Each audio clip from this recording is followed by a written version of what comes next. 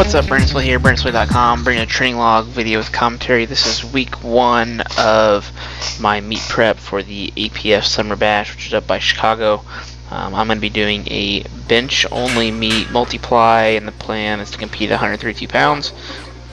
So we're going with a 12-week meet prep, and it should be rather smooth based upon the way I have things laid out. Still training my squat and deadlift, still trying to rehab the back all the way back up to 100%. So max effort lower day. So this whole 12-week period is just going to be some safety squat bar work. I'm basically going to go with the old school 5-3-1 with this movement. I set my training max pretty conservatively, and I set a rep count max at 10. So I will never go over 10 reps, even if I feel I'm able to do so. So this first week was basically just 300 pounds for my top set of 10. Well, it was technically my 5+, which was my top set of 10, which felt pretty good. Definitely had lots more left in the tank, but really pleased with how things felt and how things moved. That's definitely the most weight that I'd moved in a long time. And then I'm running the boring bit big with that, with a bit of a higher percentages considering my training max is so low. So I'm basically going to go 60, 65, 70 for pause sets of 10 at 5 sets of 10. Even with that, with like barely being over 200 pounds, that kicked my butt. My legs are pretty sore that day. Max effort upper day, basically the first day for the bench only meet in terms of prep. It was a raw day using the floor press. Worked up to a heavy triple of 300 for 3. This was an all-time PR. This is excellent. This has given me some ideas of where I am currently strength-wise. I think my bench press is in a really good place if I'm basically hitting what used to be raw openers for a heavy set of 3 on floor press without any leg drive. So that's good. Some back down work at 255 for 2 sets of 4. Just accumulate a little bit more volume and try to dial that in a little bit more. So definitely a good place to be. The week after this is actually a week in the shirt, so I'm not going to get in the shirt every week or even every other week. The frequency will increase as I get closer towards the meet. So I'm going to try to build everything up raw-wise and just basically get used to my shirt and do some other different variations in the shirt. Some pin presses for 3 sets of 5 at 295. Those felt pretty good. That's definitely an area where I'm going to have to continue to work on. Pin press is going to be one of the big things I push this training cycle. And some close grip shoulder saver work for 3 sets of 10 for some more top end work on the triceps. So I know that's going to be my biggest area of focus in this shirt. I've not had any kind of issues with like touching or staying tight. So we're going to try to build that lockout and that transitional phase in the movement when I have the shirt on. I think as long as I have that transition going in with the speed and strength I need, I think I'm going to be able to hit what I want to hit. For dynamic effort lower day on Tuesday, some speed box squats with some average bands and the Duffalo bar. 170 was the bar weight for the week. 12 doubles, pretty good, pretty quick. I'm actually really happy with how this felt. This is the heaviest accommodating resistance I've used since my low back injury, and I thought the speed and everything looked really good. There's Denali, my little puppy that's also new. If you hadn't heard about him, he's a Bernese Mountain Dog. He's a little stud. But squats have been feeling really good, and I thought the speed looked pretty good, considering, like I said, it was my first week back to basically my normal accommodating resistance loads.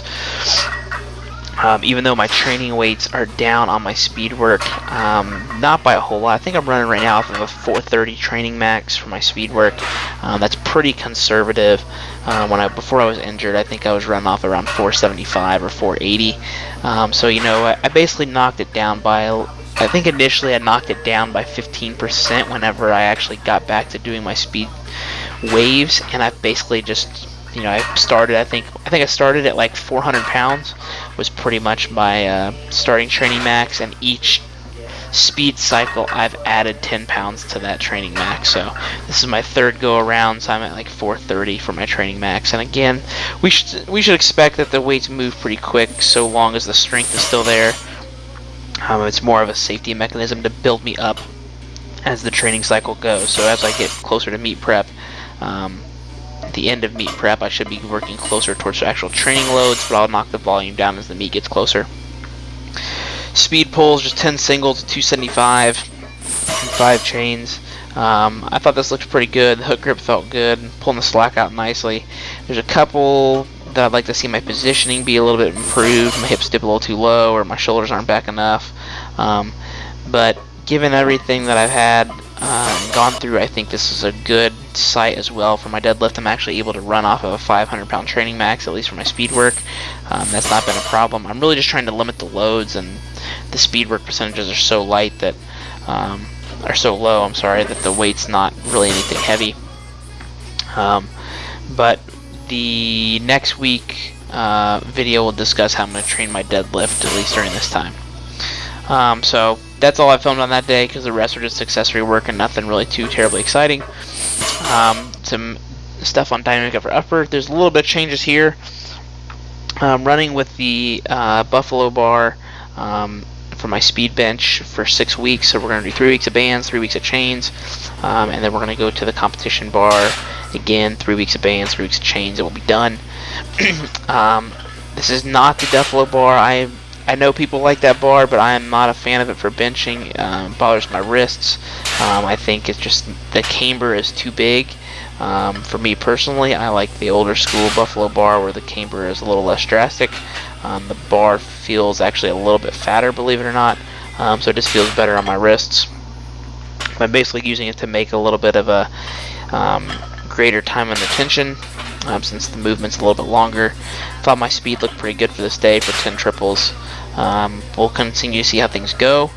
This is going to be actually a pretty important part now that I'm a shirt, because I got to press as fast as I can underneath those max loads to try to get through that transitional phase as smooth as possible. Worked up on my close grip for a rep PR of 10. This was 185 for 10 plus the bands. I'm actually really happy with that.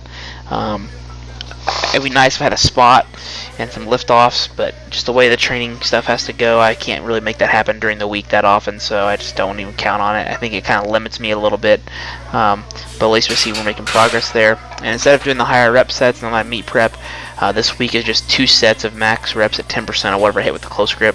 So we got a set of 12 and a set of 10 at 165, again leaving some reps in the tank. The idea here is just to get a little bit heavier, a little more workload in, and try to build that lockout strength in that transitional phase that I was talking about. Then some back work after this, and that was it. So that's all I've got. Thanks for checking in, and I'll have week 2 of meet prep up shortly. You keep up my stuff over at elitefts.com.